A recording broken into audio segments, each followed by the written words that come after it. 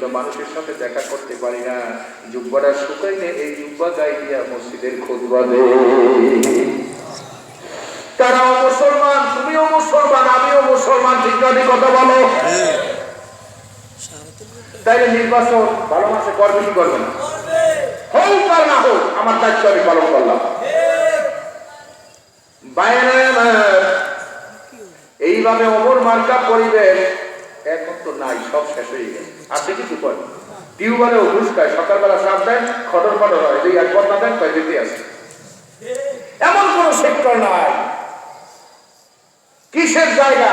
আপনি কোথায় যাবেন, তহসিল অফিসে একটা পর্চক দেখতে চাইবেন, সে কয় এখন তো সময় নাই, কয় না, কয় পিউন টিউন নাই, কয় ভাই যা লাগবে নেন, কয় আপনার দায়িত্ব তোরা না দেয় না, পর্চা আপনার কিন্তু 100 টাকা নিই, 50 টাকা দেন।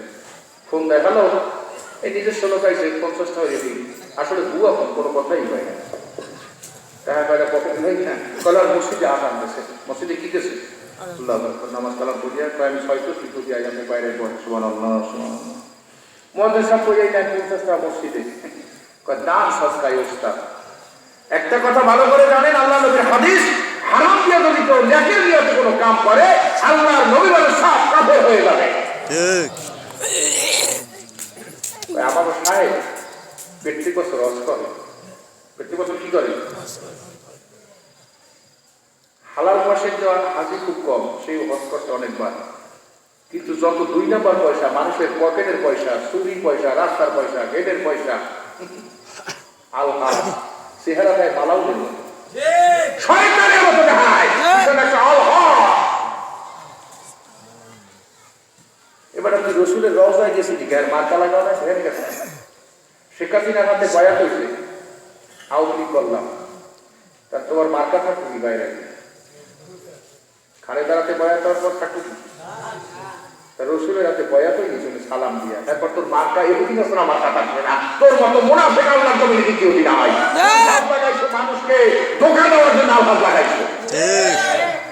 আলহাজ হারাম টাকা কি হজ করে? ঠিক নটি কথা কথা গাইলাকে কিছু আসিয়া দেয় না, দাওয়াত দেয় না, না দেন রিজিকের মালিক আল্লাহ পাক। হারাম পয়সা এমন কোন সেক্টর নাই, সবাই বলতেছে। আমি বক্তা চিন্তা করি, ভালো দুইটা পকেট পাইলে 15 পিসাব নিতে পারে, গরিব যত বিড়ে কিবার মতো ফজিলত বেশি, ঠিকই না?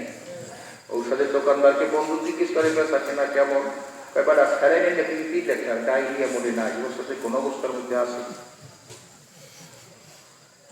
ডায়রিয়া নাই। দারোগানের দিকে এবার খুব খুব খুব কোরবানি দিয়ে বা কয় না, কয় এমন খানায় গেছি খুন কিছু একটাও নেই, কি করবো?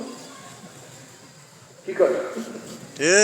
সুবিধাবাদ জিন্দাবাদ, সুবিধাবাদ জিন্দাবাদ, সুবিধাবাদ জিন্দাবাদ জিন্দাবাদ। ঠিক আছে, কথা বলো। ও মুসলমান, তুমি কারে খাওয়াইছো সুদের টাকা, কারে খাওয়াও সুদের টাকা, মরা লাগবে কি লাগবে না? তুমি কিনে কবরে যাবা। আমি আলোচনা করতেছিলাম, ছেলের মধ্যে কোরআন ঢোকাও, দেউকে দেউকে কোরআন উঠবে, দেউকে দেউকে কি উঠবে? আমি একবার খুলনাতে কাটাখালি আসছি, রামপাল মাহফিলে যাব, মাগরিবে আজান দিয়েছে, কোন ফের আজান, আমাদের সে আজান দিলে গাড়ি থামায়, আমরা বলাই কয়েকদিন থামাইলে জুমার নামাজের সময়। আমি বাংলাদেশের সব জায়গায় কল্পনা করি, আপনি ঢাকা যান, দিল্লি যান, যদি আজান দেয় বলে একটু থামাই তো জামাতে নামাজ পড়ি, কাজ হইবে? বাংলাদেশের সব খ্রিস্টানরা যদি হজ করে কাজ হইবে, জামাত ইসলামের হজ করে কাজ হইবে, শশিকার মরিদ তবলিগের হজ করে কাজ হইবে। কিন্তু একটা লোকে যদি কয়, যোগাযোগ মন্ত্রী যদি নির্দেশ দিয়ে দেয় যে ড্রাইভারি লাইসেন্স জাগো দেবা, 1 নম্বরে শর্ত লাগাই দেবা, যেখানে আজান দেয় সেইখানে গাড়ি ব্রেক করে যেন মুসলমানদের নামাজ পড়াই নেয়, ওই যোগাযোগ মন্ত্রীর একটা খোঁচার যে গুরুত্ব, সারা বাংলাদেশের মুসলমানের সেই গুরুত্ব নাই, ওই জন্য সেই গুরুত্ব। নেতা হয়, দিনদার লোক যদি হেডমাস্টার হয়, ছাত্ররা নামাজ পড়ে, দিনদার লোক যদি চেয়ারম্যান হয়, এলাকা ভালো হয়ে যায়। আর বললাম না, এর বেশি আউট করবে না, সমস্যা। বাগেরহাটের এক চেয়ারম্যান নাম মুস্তাজাবুল হক, সে একটা সংগঠন করছে, ইসলামী সংগঠন, সব ফার্স্ট ক্লাস কলেজের প্রফেসর। আমি ওই এলাকায় চাকরি করতে গেলে এই সারে ইমামতি করে, আমি বলি সারে নামাজ পড়া, কত সুন্দর আমল, কেমন অমরই পরিবেশ। এবছর সে তার বিরুদ্ধে লক্ষ লক্ষ টাকা ব্যয় করছে চেয়ারম্যান। জীবন যতদিন থাকবে এই মুস্তাজাবুল হকের চেয়ারম্যান কেউ নিতে পারবে না। প্রথম চেয়ারম্যান হয়েছে ইউনিয়ন পরিষদে কি আছে আপনার ওই খুরমা আছে না বিদেশি সিডার এলাকা, ওই করে সাড়ে বছর আমার সাথে সব মেম্বাররা নামাজ পড়লো। চেয়ারম্যান যদি নামাজ যায় মেম্বাররা বই থাকতে পারে? 14 জন আর অস্ট্রেলিয়া গুরুত্ব দেবেন, নিজের গুরুত্ব। অফিসের বস নামাজ পড়ে আসছে, চৌকিদারে সাজাইছে খুরমা, ভালো ভালো খুরমা ফেলে দিয়েছে। তারপর তো স্যার বসেন, আপনি বিসমিল্লাহ করেন, বিসমিল্লাহ কইলে হারাম। এটা তো খাওয়ার জন্য আসে, এটা আসলে বন্টনের জন্য। একটা খুরমা তার মুখে যেতে পারে না, অথচ সে বাংলা লেখাপড়া, বাংলা লেখাপড়া।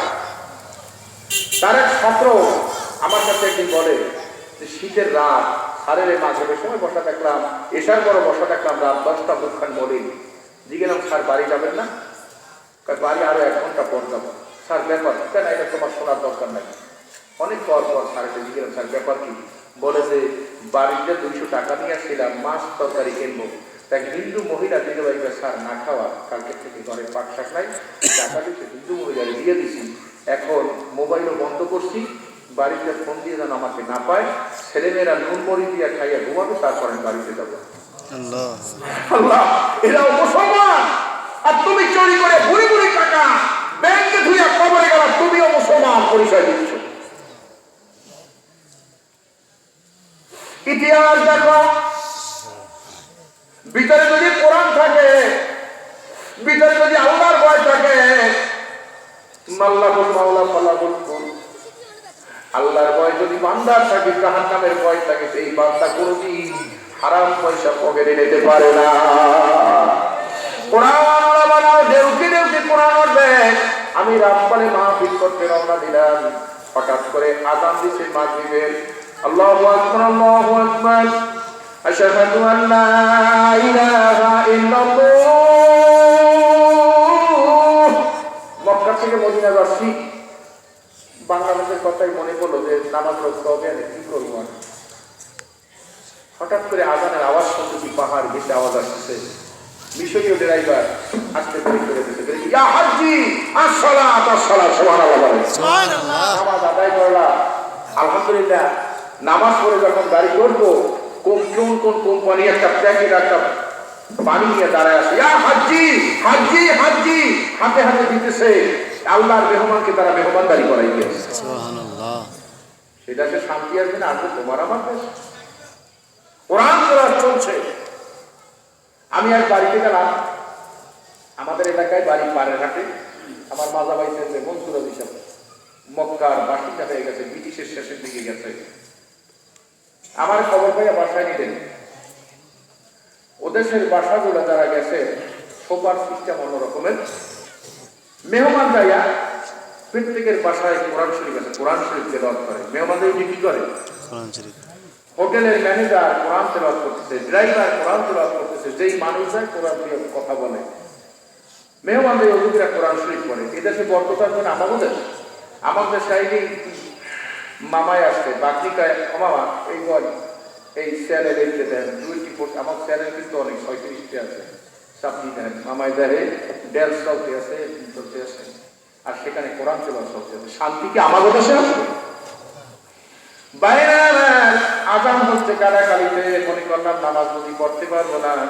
সামনে দিয়ে খোসা খোসা দাঁড়িয়ে একটা যুবক ছেলে গাড়ি বেরেক করে বলে, যারা নামাজ পড়বেন পাশে মসজিদ আছে আসেন। ড্রাইভার নাম দিয়ে পড়ে, ড্রাইভার যদি নামাজি হয়, মুসল্লিরা কিন্তু অটোমেটিক নামাজি হইয়া যায়। ড্রাইভারের মধ্যে যদি আল্লাহর দিন না থাকে, মুসল্লিরা যতই নামাজ পড়তে যাক কাজ হবে না। ঠিক কথা বলে, দেশের যারা শাসক আছে তারা যদি নামাজি হয়ে যায়, তাদের মধ্যে আল্লাহর দ্বীন যদি ঢুকে যায়, অটোমেটিক দেশের মানুষগুলো আল্লাহওয়ালা হয়ে যায়। বাইরে নামাজ পড়লাম, সামনে বসলাম। তো গাড়ি চালায় আমার মনে তোমার বাড়ি, কয় আমরা খেলু দিব আপনার আমি চিনি। তাই বললাম কি মা বাবা, তাই ওদের প্রশ্ন করবে সেটা আমি শিখবই, আপনি বক্তা মানুষ তো, কোনো বেড়াইবার এরকম গাড়ি থামায় না। বলতে বলতে ছেলেটা তুই চোখে পানি আসলো, বলে হুজুর, হুজুর গো, মায়ের গর্ভ থেকে যখন দুনিয়া প্রসব হইলাম, আমার আপু করে লইয়া সুমা দেশে, আর মাকে বলছেন ওরে কিছু পড়াবা, আমি দুনিয়ার থেকে চলে গেল, তুমি ওরে হাফেজ বানাবা। কয়েকদিন পর আপু ক্যান্সারে অসুস্থ হয়ে দুনিয়ার থেকে বিদায় হয়ে গেল। 8-9 বছর বয়সে আমাকে হেফজখানায় দিল। নানা নানি আমার মাকে আর একটা পুরুষের সাথে বিয়ে দিল। আমি যদি যাইতাম ওই পুরুষকে আমাকে মারধর করতো। মা বলছে বাবা তোর জন্য দোয়া করি, তোর আসার প্রয়োজন নাই। হঠাৎ করে নানা নানি মারা গেল, আমার মাদ্রাসার খরচ দেয় না। দীর্ঘদিন কষ্ট করে বোর্ডিং এর থেকে পড়া বন্ধ করে আমি চলে আসি। বাস স্ট্যান্ডে থেকে ড্রাইভারও চাই জাতি পানা জাতি, আর মাঝে মাঝে সুপার খাই, গালিও খাই, আর ফুটপাতে চকির উপর ঘুমাই, সারা রাত মশাই খায়। মসজিদে যখন আজান হয়ে যায় দৌড়াইয়া মসজিদে যায়। আব্বার জন্য কান্দি, আল্লাহ তুমি আব্বারে কবরে মাফ করো। হুজুর এইভাবে করতে করতে আমি ড্রাইভার হয়ে গেলাম। মালিকের চাকরি নিছি এই শর্তে, এ মালিক আমি আপনার গাড়ি চালাতে পারি, শর্ত একটা, আমি গাড়ি চালাবার মধ্যে যখন আজান দিবে আমি ব্রেক করে নিজেও নামাজ পড়বো আর প্যাসেঞ্জারকেও নামাজ পড়াবো, এই শর্তে আমি হুজুর চলি। আমি বললাম বাবা রে, আমরা যে জামাতে নামাজ পড়লাম সমান সব তোমার আব্বার আমল নামায় চলে গেছে। ছোট্টবেলা কোরআনের বীজ ঢুকাইয়া দিছে, এই বীজ চলতেছে, এরকম উচ্চ আলাদন চলে। নামাজ পড়ে ছেলে, গাড়ি চালাইলে কি হবে? ছেলে ডিসি হয়েছে ঘুষ খায়, ছেলে এসপি হয়েছে ঘুষ খায়, ছেলে সংসদ সদস্য হয়েছে ঘুষ খায়। ওর চাইয়া ওই গাড়ির ড্রাইভার আল্লাহর দরবারে মর্যাদা অনেক বেশি। ছোট্টবেলা কোরআন ঢুকাইয়া দাও,